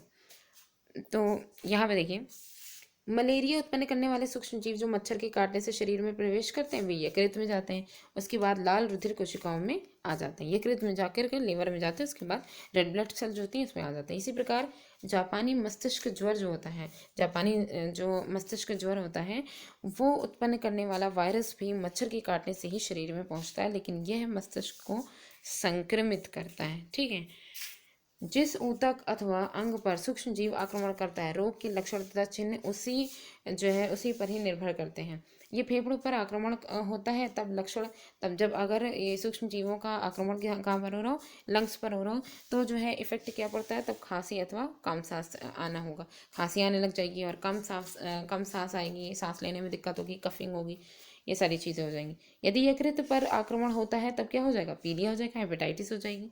यदि मस्तिष्क पर आक्रमण होता है तब क्या होगा, तो सिर दर्द होगा, उल्टी आना, चक्कर आना, बेहोशी आना, ये सारी चीज़ें हो जाएंगी। यदि हम ये जानते हों कि कौन से ऊतक अथवा अंग पर आक्रमण हुआ है और उनके क्या कार्य हैं, तो हम संक्रमण के चिन्ह तथा लक्षण का अनुमान लगा सकते हैं। तो ऐसी ही सिचुएशन, ऐसी कोई कंडीशन जैसे हम संक्रमण के चिन्ह और उनके लक्षण जो हैं उनका अनुमान लगा सकते हैं। उसके बाद है संक्रामक रोग के ऊतक विशिष्ट प्रभाव के अतिरिक्त अनेक उनके अन्य सामान्य प्रभाव भी होते हैं। मतलब यहाँ पे देखिए, जो ये संक्रामक रोग हैं उनके ऊतक विशिष्ट प्रभाव के अतिरिक्त उनके जो अन्य समान प्रभाव हैं वो भी हो सकते हैं। जैसे अधिकांश सामान्य प्रभाव इस पर निर्भर करते हैं कि संक्रमण से शरीर का प्रतिरक्षा तंत्र क्रियाशील हो जाए। जब ये जो इन्फेक्शन होता है, संक्रमण जब होता है, तो बॉडी का जो प्रतिरक्षा इम्यूनिटी सिस्टम जो होता है वो क्रियाशील वर्किंग में आ जाता है। एक सक्रिय प्रतिरक्षा तंत्र प्रभावित ऊतक के चारों ओर रोग उत्पन्न करने वाले सूक्ष्म जीवों को मारने के लिए अनेक कोशिकाएं बना लेता है। ठीक है, अब ये जो नई कोशिकाएं हैं उनके बनने के प्रक्रम को ही हम क्या कहते हैं, शोध करें। ये जो नई जो है कोशिकाएं जब बनने लग जाती है ना, कि बाहर से आने वाले जो रोगाणु हैं उनको अब खत्म करना है, फौज तैयार हो रही है, तो ये क्या करती है, यही क्या कहलाता है, शोध कहलाता है, इन्फ्लामेशन कहलाता है। इस प्रक्रम के अंतर्गत स्थानीय प्रभाव जैसे कि फूलना, दर्द होना और सामान्य प्रभाव जैसे कि बुखार। अब जाहिर सी बात है ये सारी चीज़ें जो हो रही हैं, तो कुछ ना कुछ जब जो है वही होता नहीं है कि विपक्ष की जो सेना है वो अगर मर रही है तो उसकी डेड बॉडी कहीं ना कहीं से तो निकलेगी ही। तो वो अब या तो फूल स्वेलिंग हो जाएगी या फिर दर्द होगा, तकलीफ़ें होंगी, लड़ाई झगड़ा हो रहा है। ठीक है, और सामान्य प्रभाव मेनली इसके उस समय इफेक्टिव पड़ते हैं, बुखार। और अक्सर करके जब एंटीबॉडीज़ जो है मतलब कि जो बाहर से आने वाली जो रोगाणु हैं उनको जब खाती हैं, ठीक है, तो हम लोग देखते हैं कि अक्सर करके जो गर्मी होती है तो फोड़े फुंसी जो होते हैं वो भी इसी का ही रीज़न होते हैं। ठीक है, उसके बाद देखते हैं, तो कुछ मामलों में देखिए, कुछ मामलों में संक्रमण के विशिष्ट ऊतक अति सामान्य प्रभाव को लक्षित करते हैं। जैसे कि उदाहरण है यहाँ पे HIV का। HIV संक्रमण में वायरस प्रतिरक्षा तंत्र में जाते हैं और इसके कार्य को नष्ट कर देते हैं। HIV वायरस इसी वजह से इतना जो है खतरनाक है क्योंकि ये क्या करता है, डायरेक्टली जो इम्यूनिटी सिस्टम है उसी पर ही अटैक करता है। ये इम्यूनिटी सिस्टम बाकी की डिजीज़ से हम लोग को हमें बचाने की कोशिश कर रहा है, और इसी जो है सुरक्षा कवच जो है इसी पे ही डायरेक्टली जो है ये अटैक कर देता है वायरस, और फिर क्या होता है, इस प्रकार HIV एड्स से बहुत से प्रभाव इसलिए होते हैं क्योंकि हमारा शरीर प्रतिदिन होने वाले छोटे संक्रमणों का मुकाबला नहीं कर पाता है, क्योंकि जो हमारा इम्यूनिटी सिस्टम है वो तो ख़त्म हो चुका है, तो वो नहीं कर पाता है। अब इसमें जो हल्के खांसी जुकाम से भी निमोनिया हो सकता है। तो अब ये जो हल्की खांसी जुकाम जो कि हमारे जब इम्यूनिटी सिस्टम बहुत अच्छा था तो फटाफट एक हफ्ते में सही हो जा रहा था, अब जब HIV की वजह से क्या होगा, ये लंबा खिंच करके निमोनिया का कारण बन जाएगा, जो कि फिर आगे डेथ का रीज़न भी बन जाएगा। इसी प्रकार आहार नाल के संक्रमण से रुधिर युक्त प्रवाहिका होने लग जाएगी। अब अगर आहार नाल में किसी भी तरीके का कोई इन्फेक्शन हो गया तो फिर जो है वो ब्लड आने लग जाएगा, मतलब कि डिसेंट्री हो जाएगी ब्लड वाली, ठीक है। उसके बाद क्या होगा, अंततः ये अन्य संक्रमण ही HIV एड्स के रोगी की मृत्यु के कारण बनते हैं। यही सारे जो हैं, क्योंकि HIV एड्स इसीलिए खतरनाक होता है, मेन इम्यूनिटी खत्म कर दी जाती है, वो खत्म होती है तो जो नॉर्मल छोटी छोटी जो बीमारियां हैं वो फिर तूल पकड़ने लग जाती है, क्योंकि उनको सही करने वाली जो मशीन है वो तो खराब ही है, ठीक है। तो अब आगे देखते हैं, हमें ये भी स्मरण रखना चाहिए, ये भी याद रखना है हमें। यहाँ पे देखिए, ये भी याद रखना आवश्यक है कि रोग की तीव्रता की अभिव्यक्ति शरीर में स्थित सूक्ष्म जीवों की संख्या पर निर्भर करती है। ये जो रोग की तीव्रता की जो अभिव्यक्ति है, शरीर में जितने भी सूक्ष्म जीव आ रहे हैं उनकी नंबर्स पर भी डिपेंड करेगी। यदि सूक्ष्म जीव की संख्या बहुत कम है तो रोग की अभिव्यक्ति भी कम होगी, रोग इतना ज़्यादा जो है इफेक्ट नहीं डाल पाएगा। यदि उसी सूक्ष्म जीव की संख्या अधिक होगी तो रोग की अभिव्यक्ति इतनी तीव्र होगी कि जीवन को भी खतरा हो सकता है। जैसे कि अभी बताया कि खांसी जुकाम जब रहता है तो ये क्या होता है, इसकी ये बड़ी मतलब कि ये जो अभिव्यक्ति होती है वो बहुत तीव्र नहीं होती है, ठीक है। तो क्या होता है कि वो एक दो हफ्ते में सही हो जाता है। लेकिन वही जब निमोनिया पकड़ लेता है, यानी निमोनिया की कंडीशन जब आ जाती है तो फिर डेथ की कंडीशन आ जाती है, यानी कि मृत्यु भी हो सकती है निमोनिया की कंडीशन। प्रतिरक्षा तंत्र एक प्रमुख कारक है जो शरीर में जीवित सूक्ष्म जीवों की संख्या को निर्धारित करता है, ठीक है। तो ये जो सूक्ष्म जीवों की संख्या है उसको जो है ये निर्धारित करता है। इस विषय में हम इस अध्याय के अंत में पढ़ेंगे कि कैसे निर्धारित करता है। अब हम देखेंगे कि ये सारे जो रोग हो रहे हैं उनके उपचार के नियम की क्या क्या हमें करना चाहिए। तो देखिए, जब आप बीमार हो जाते हैं तो आपके कुटुंब के सदस्य क्या करते हैं, हमारे घर के जो लोग हैं, मेंबर्स हैं, वो क्या करते हैं। क्या आपने कभी सोचा है कि आप कुछ समय सोने के बाद अच्छा क्यों अनुभव करते हैं। उपचार में दवाई का उपयोग कब करते हैं। तो अब तक के ज्ञान के आधार पर ऐसा लगता है कि संक्रामक रोगों के उपचार के दो उपाय हैं, ठीक है।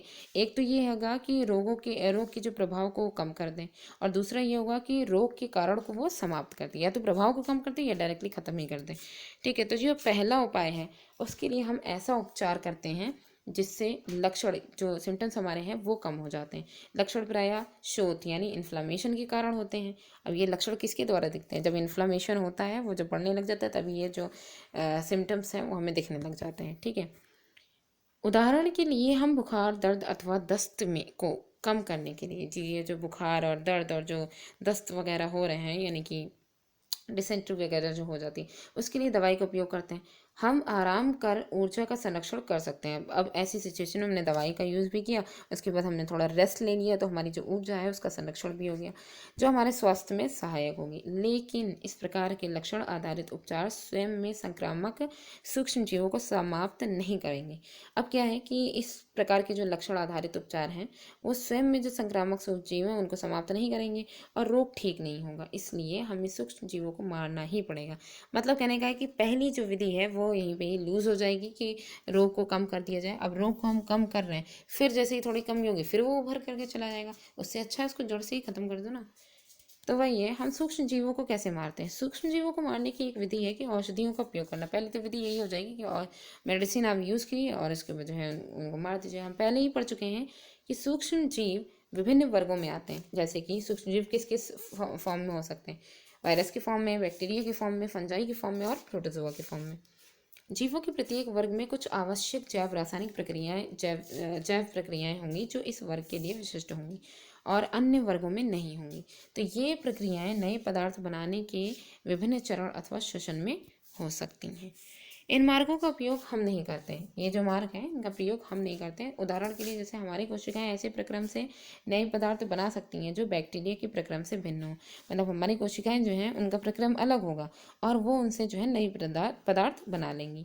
हमें ऐसी औषधि का उपयोग करना है जो हमारे शरीर को प्रभावित किए बिना ही बैक्टीरिया के संश्लेषी मार्ग को रोक सके, कि बैक्टीरिया जो अपना जो संश्लेषण करता चला जा रहा है, अपना जो डेवलपमेंट करता चला जा रहा है, ठीक है, तो ये जो अपनी उसकी जो प्रोग्रेस होती जा रही है उसको कम करने के लिए हम ऐसी औषधि का उपयोग करें जो हमारे स्वास्थ्य जो है, हमारे जो मतलब कि शरीर है उसको, उस पर कोई प्रभाव ना डाले, कोई जो है निगेटिव इम्पैक्ट ना डाले, और जो है बैक्टीरिया जो है उनको डायरेक्टली ख़त्म कर दे, ठीक है, उनके जो संश्लेषी मार्ग हैं उनकी जो बढ़ोतरी हो रही है इसको कम कर दे। ऐसा एंटीबायोटिक से संभव है, एंटीबायोटिक इसीलिए ली जाती है। इसी प्रकार कुछ ऐसी औषधियाँ हैं जो मलेरिया के परजीवी प्रोटोजोआ को भी मारती हैं। अब यहाँ पे देखिए, एंटीवायरल औषधि का बनाना एंटीबैक्टीरियल औषधि के बनाने की अपेक्षा कठिन है।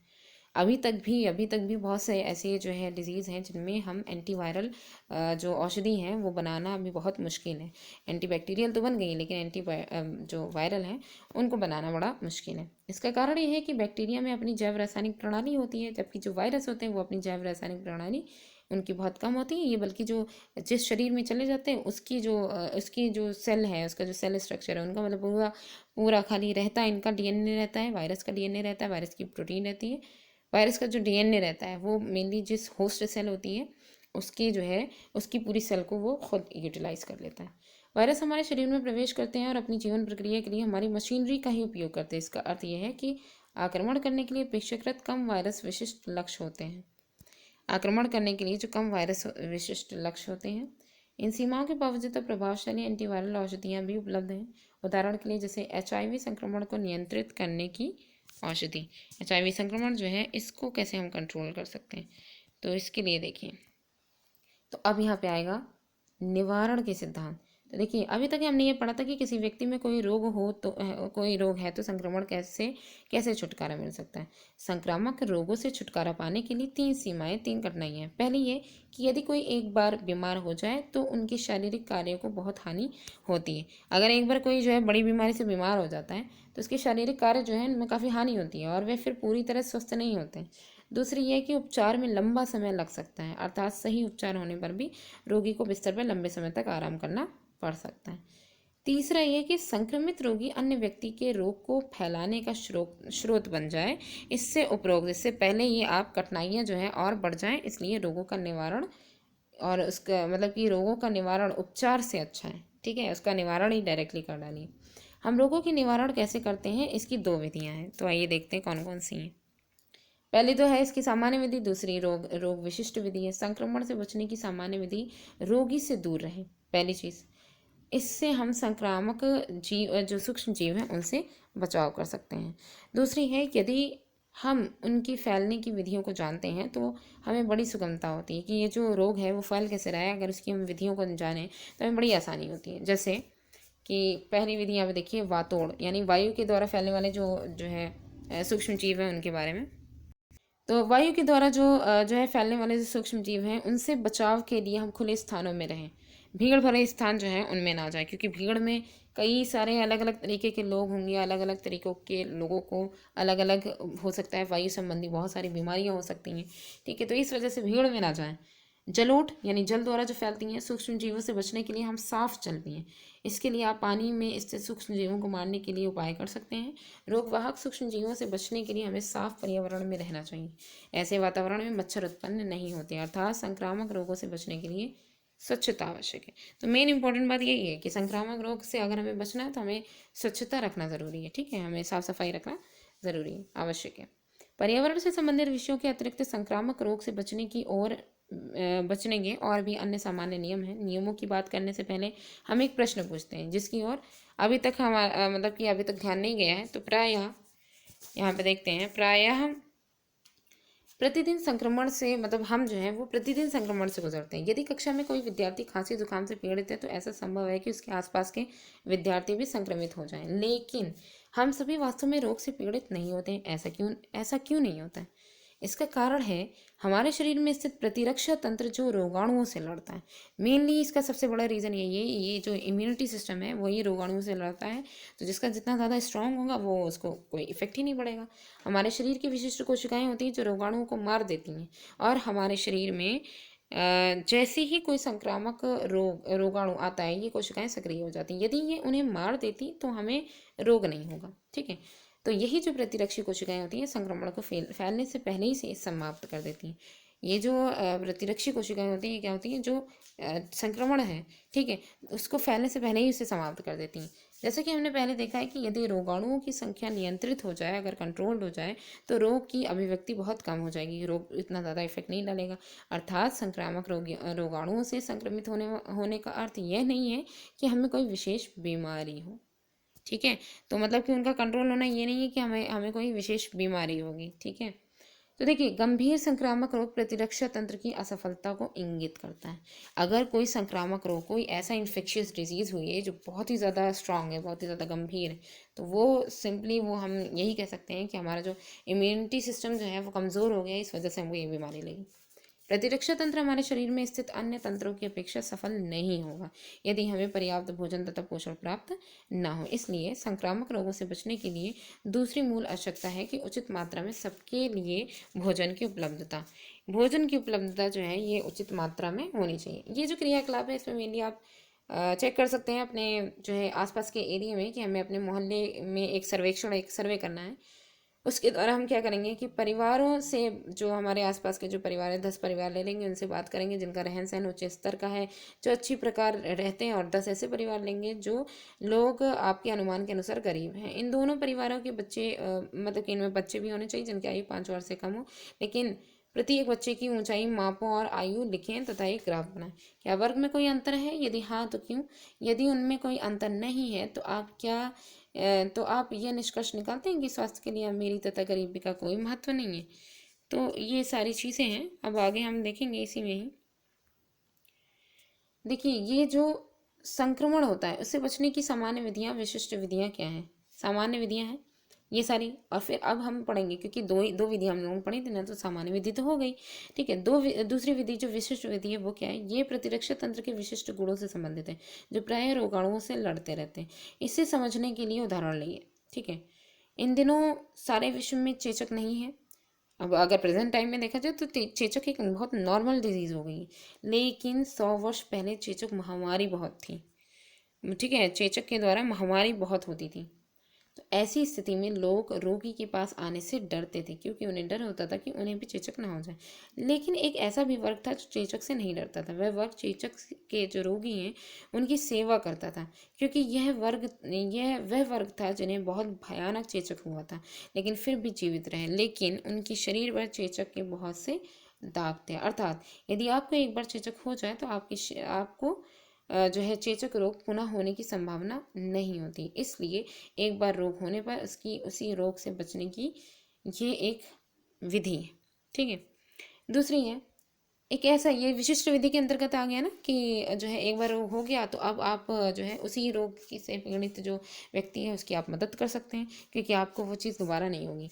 क्योंकि आपकी बॉडी में जो है उन जो इफ़ेक्ट करने वाले जो बैक्टीरिया वगैरह जो थे या जो वायरस थे, उनके अगेंस्ट आपकी बॉडी में एंटीबॉडीज़ जो हैं वो उत्पन्न हो गई हैं।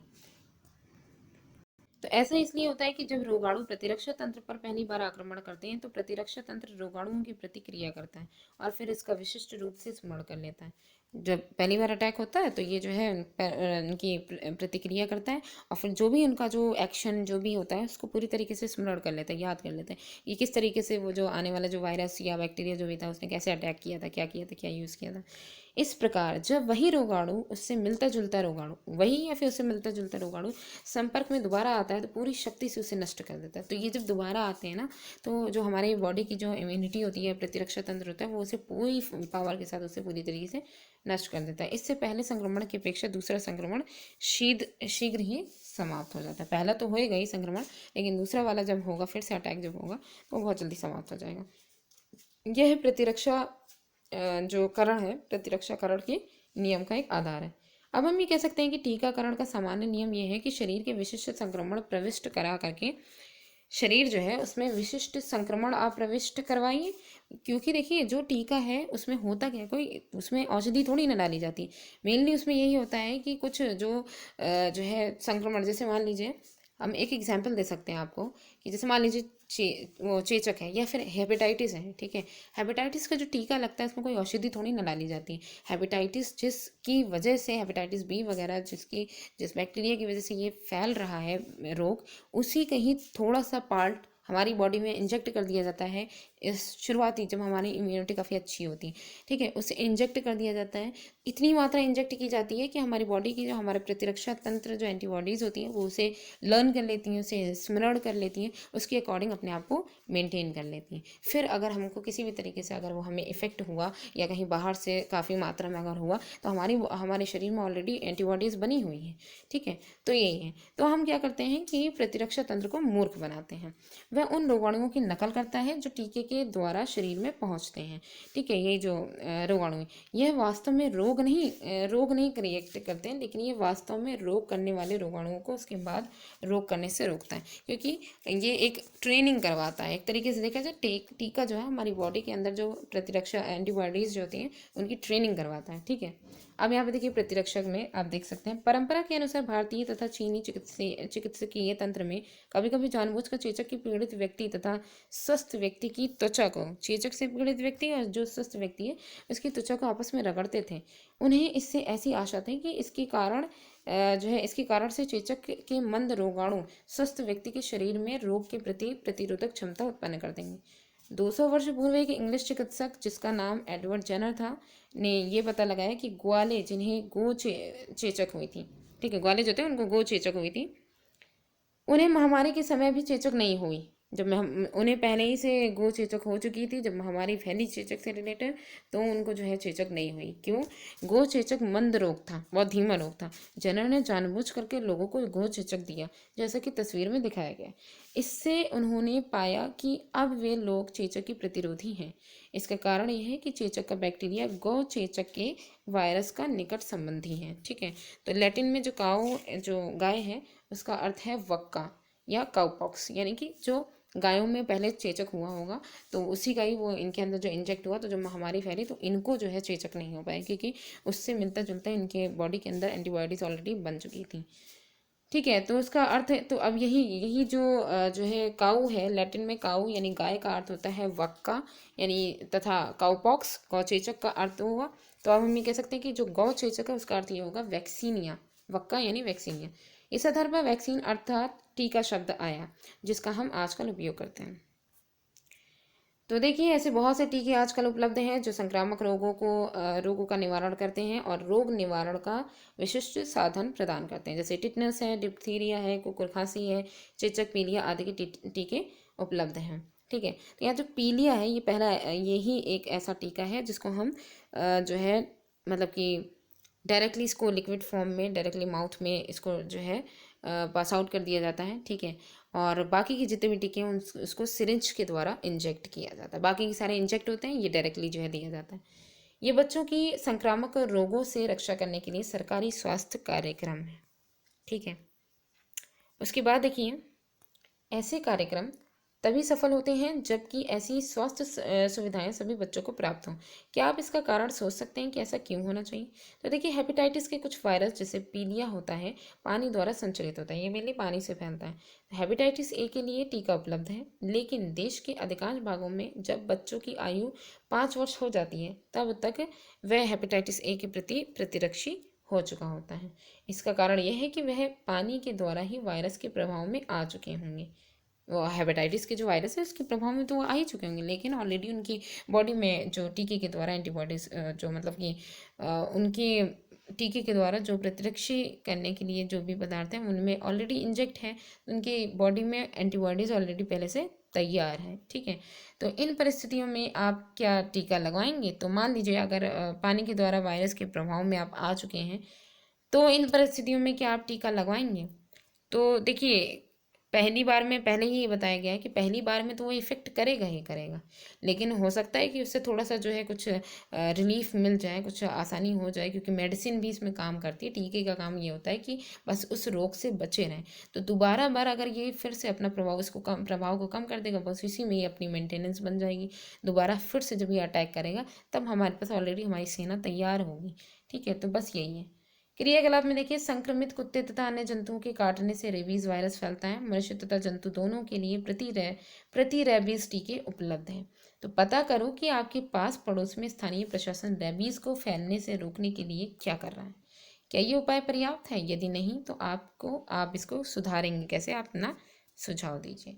तो ये चैप्टर हमारा यहीं पे ही कंप्लीट होता है। काफ़ी अच्छा, काफ़ी इंटरेस्टेड चैप्टर था। कुछ जगह अगर थोड़ी सी जो है वीक वॉइस हुई हो तो उसके लिए सॉरी, बट आप इसको पूरे एंड तक ही देखिएगा और अच्छे से इसको समझिएगा। Thanks for watching.